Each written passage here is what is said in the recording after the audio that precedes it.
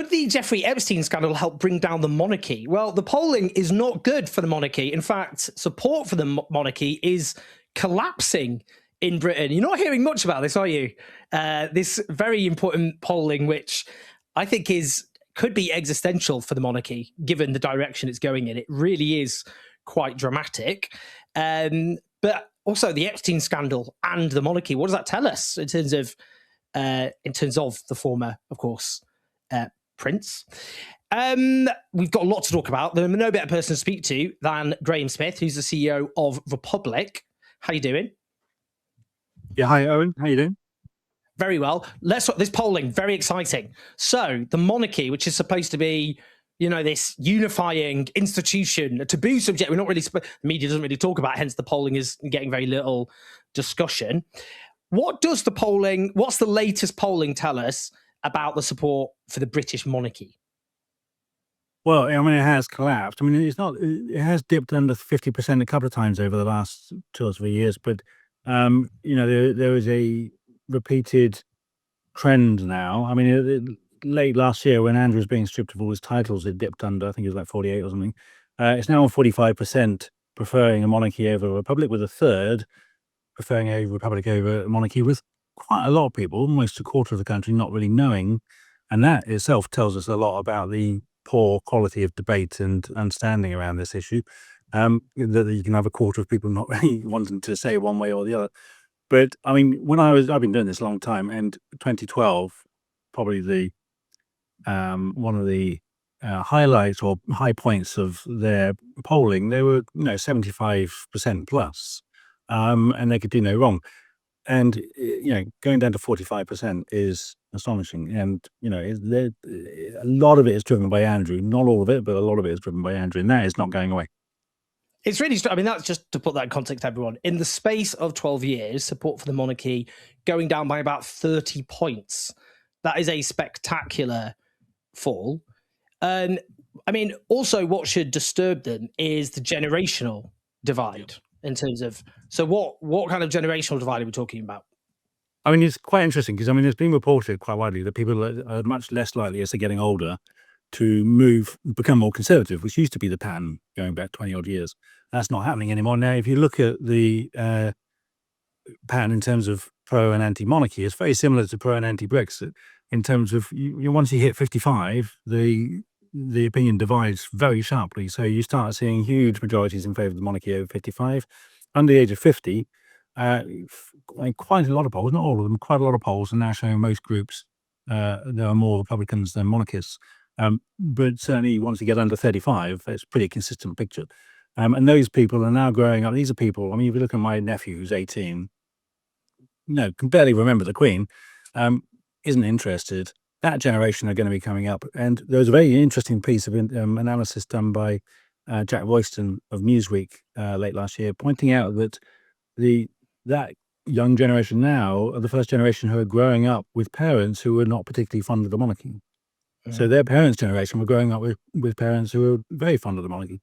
So they've drifted away, but now they are having kids who are going to be even less inclined. So there's a generational sort of time bomb for the monarchy. And I think that is certainly playing a part in this sharp dive in support. And just so we're clear, just about the, again, long-term trends, because I've got the polling, the British Social Attitudes survey, which every year looks at a whole range of questions, actually.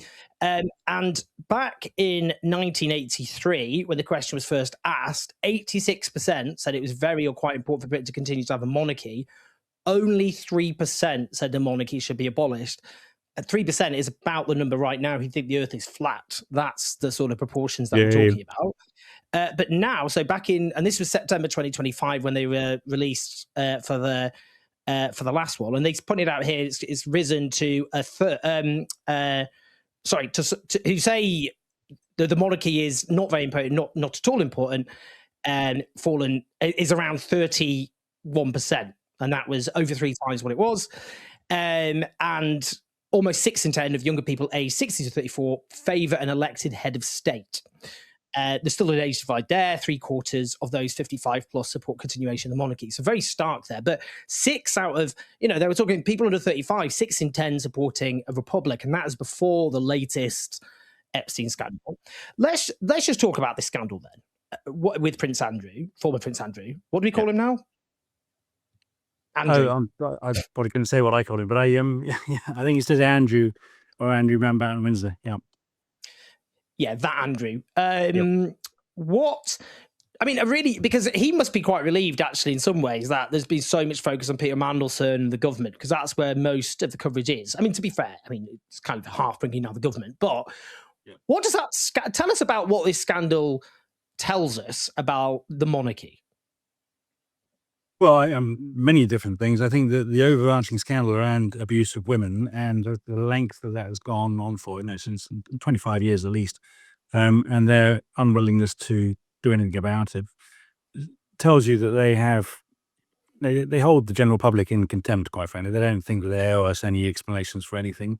They will protect themselves and their institution at all costs.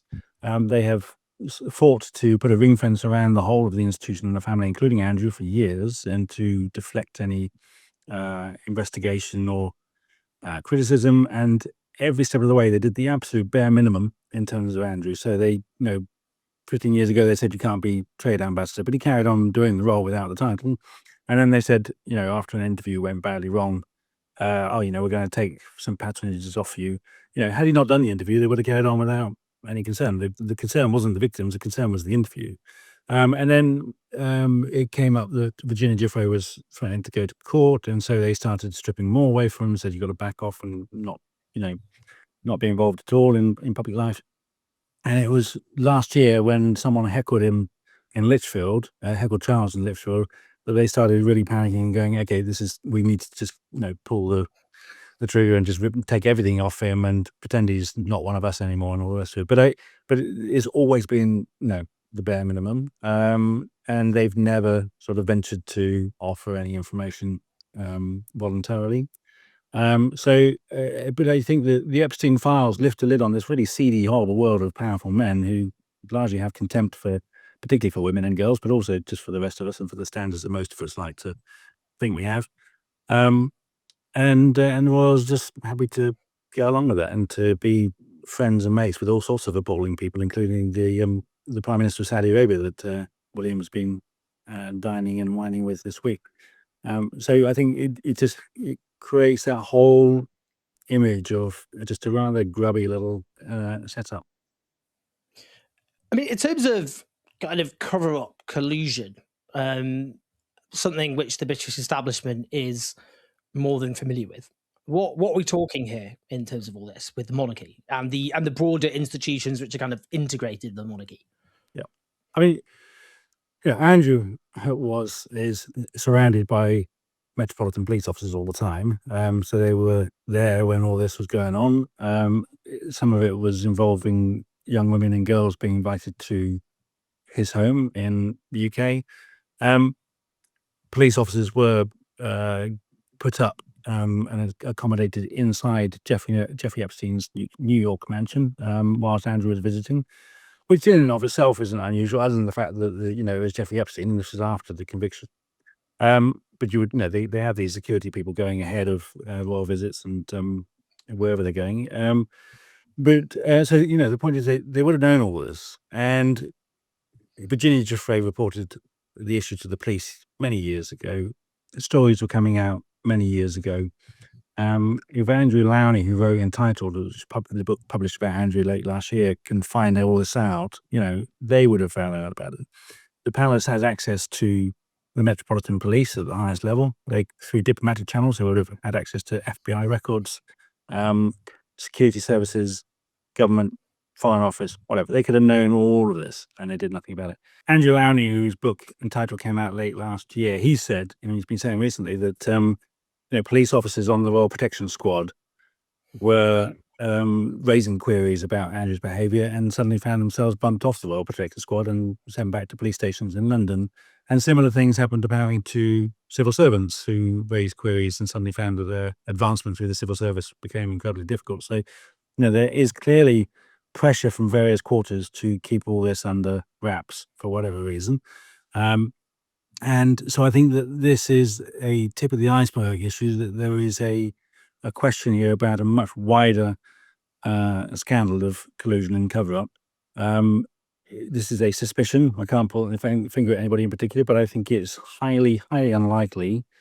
It simply is incredible to believe that Charles and William were not briefed on all these things years ago. And rather than, say to Andrew, right, you're going to have to deal with this. You're going to have to talk to the police. You're going to have to get your lawyer in. They instead did everything they could in their power to protect him. In terms of, I mean, because this is just a lot of this obviously focused on Prince Andrew, but what else? I mean, in terms of people who've been named in emails and their links, their broader links with the royal family. Well, I think we're going to see more of that coming out. I mean, it's just come out today that there is a businessman, the chair and CEO of DP World in the United Arab Emirates, who is rather horrible email from Epstein to him whilst he was doing his prison time, saying, thank you for the torture video, which is pretty disgusting. Now, the guy that allegedly sent this video to Epstein is a head of a company that was a founding donor of, or founding partner of Earthshot Prize, William's pet project, and gave £1 million to Earthshot Prize, and has been seen, celebrating these things and meeting William on various occasions. Which begs the question why Earthshot didn't do proper due diligence, which is why I've now reported the charity to the Charity Mission to get them to ask those questions. And if they did do due diligence, say, look, this guy probably isn't someone we want to get money from, did William then say, well, don't worry about that, take the money, I can vouch for him. So there is just this very large network of rich and powerful men, and I think we're only just scratching the surface. Already, I mean, the first bunch of documents was 3 million, there's more coming out, so I think this is going to drag on for a very long time, and I would not be surprised if fairly regularly we're going to see various points in that which raise questions for the royals. And just to actually emphasize your point, he actually wrote, I loved the torture video. Yes. Even more emphatic than thank you for the torture video. A lot of people would look at this and look at the treatment of Meghan Markle and see there's quite a disparity, I guess, in terms of the way the royal family, kind of the whole royal family machine and all the rest of it. What do you think about that?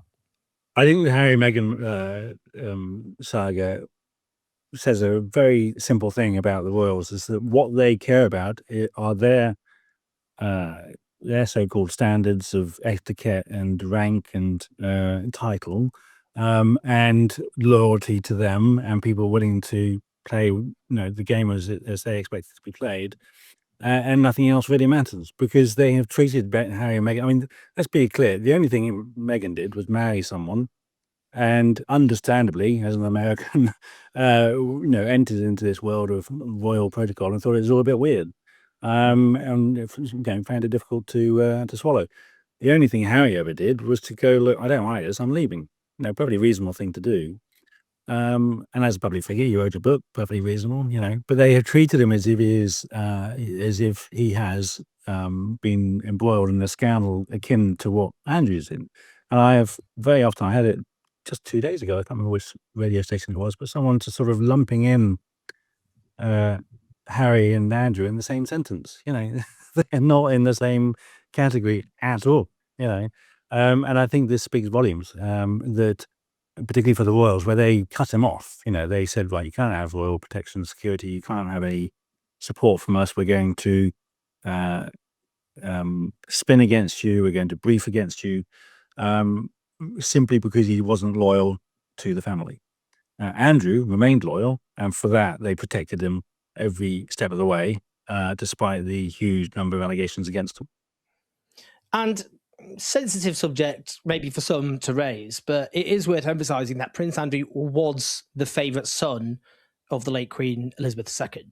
Yeah, I mean, what is really interesting, I mean, I said that before, the younger people don't really know anything about the Queen and couldn't care less, and I think this is what explains part of the divide in generations, because the people that have really spent most of their life with the Queen on the throne are much more keen royalists, but and people used to think that nothing could ever touch her, that she was absolutely beyond reproach. The forgotten the guy's name now, Bob, the guy that used to run Maury polling, Bob Worcester, was quoted 20 years ago saying, look, the monarchy's immovable, you can't touch it, it's never going to go anywhere. But now what we see is that even people like Andrew Lowney, who says he's still a monarchist, is pointing out that the Queen knew all about this. And people are starting to question the Queen's own legacy, quite rightly. And I think it's well overdue that happens, because it is likely that she knew. And as you said, it was widely reported that Andrew was her favorite son, which is a curious mix of children to have a favorite from. But I mean, it speaks volumes about their attitude, their priorities, and what's important to them. And I think the Queen's reputation will be seriously damaged by this. I mean, at a time when the government is spending £45 million on a statue of the Queen in St James's Park, which is absolutely appalling.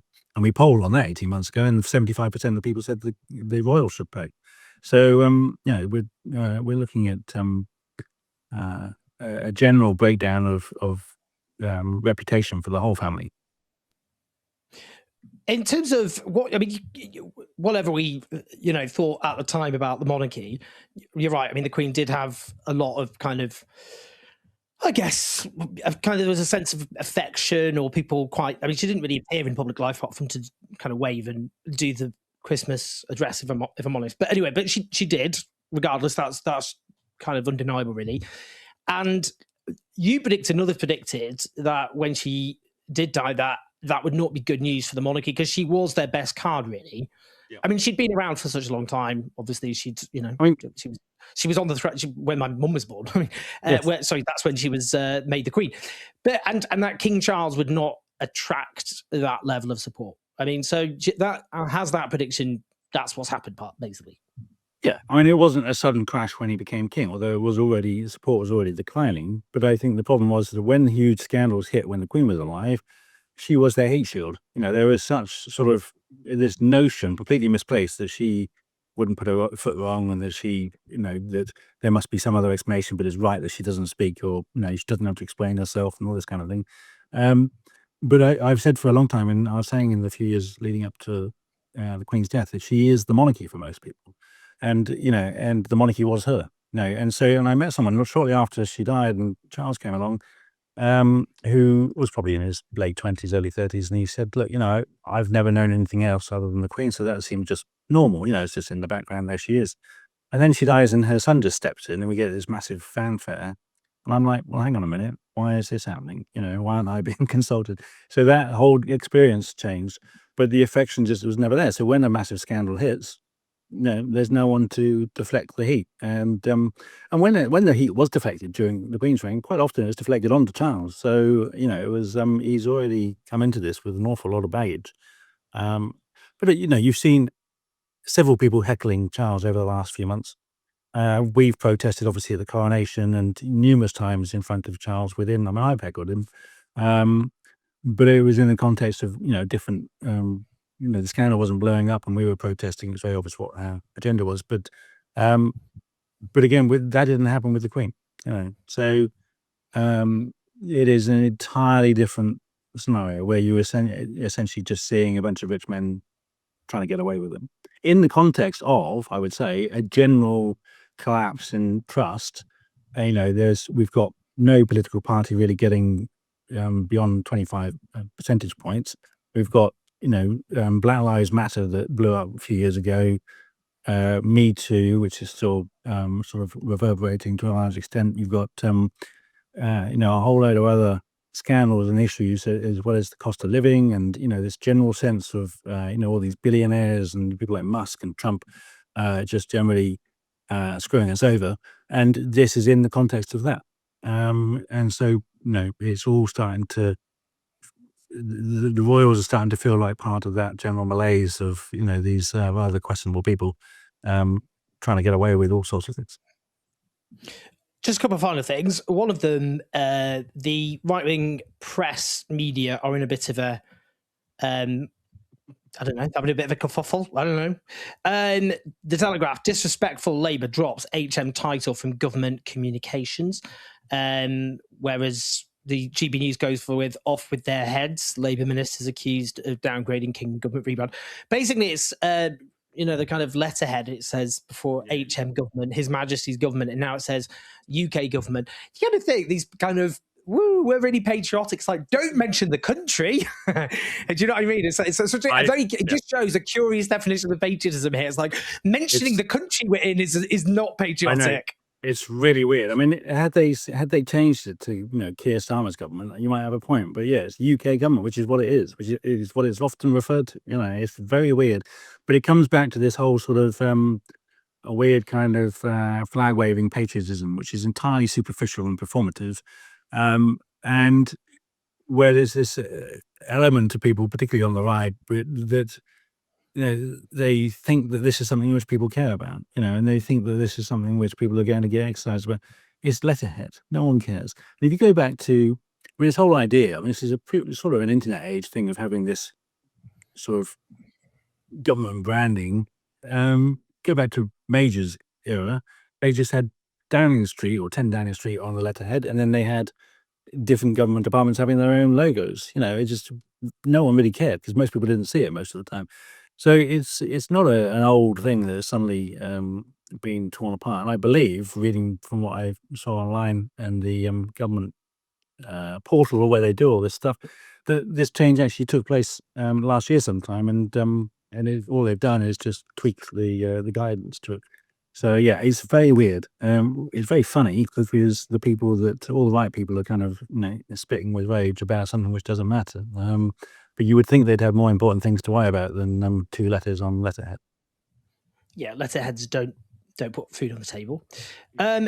Just the final question: is the monarchy toast in a certain time frame? Obviously, it's not going to fall tomorrow. It's not going to fall next week, and I'm sorry to say, it's not likely to fall next year. But these are febrile times. I'm not ruling it out, guys.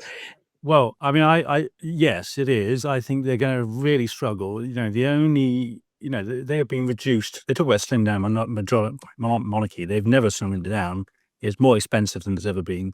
They've still got the same houses and all the rest of it. But what has slimmed down is the number of people on their balcony. They're down to William and Charles as the lead royals with their respective wives, Camilla and Kate.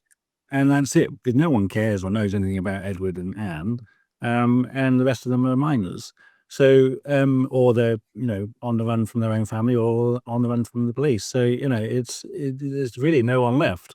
And William and Charles are being dragged into this.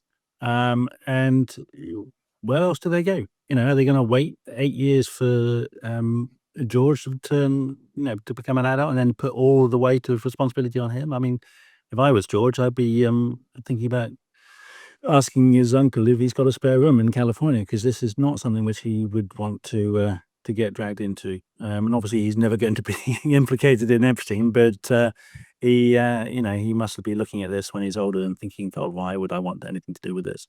But I think that regardless of whether it does, the public opinion is not going to go back. I think the trend is pretty clear. I think the trust has been completely broken. And I think more will come out. And if there's one email in Epstein files, just one from either William or to either William or Charles, then they are toast, and then it could be next year. There it is, Madame Guillotine. No, I'm joking. We're not getting a guillotine involved. Ballot box. Sorry. Ballot box. Ballot box, yes, more ballot box and not so much guillotine. Yeah. And yeah, anyway, very exciting stuff. We'll see, obviously, how this all pans out. But the monarchy is objectively in a massive crisis. Its support is objectively collapsing. If I were a monarchist right now, I'd be pretty rattled. Please like and subscribe. And if you thoughts and your comments, do share the video. Graham, as ever, thanks for your brilliant insights and your campaigning. Thank you very much. Good to chat.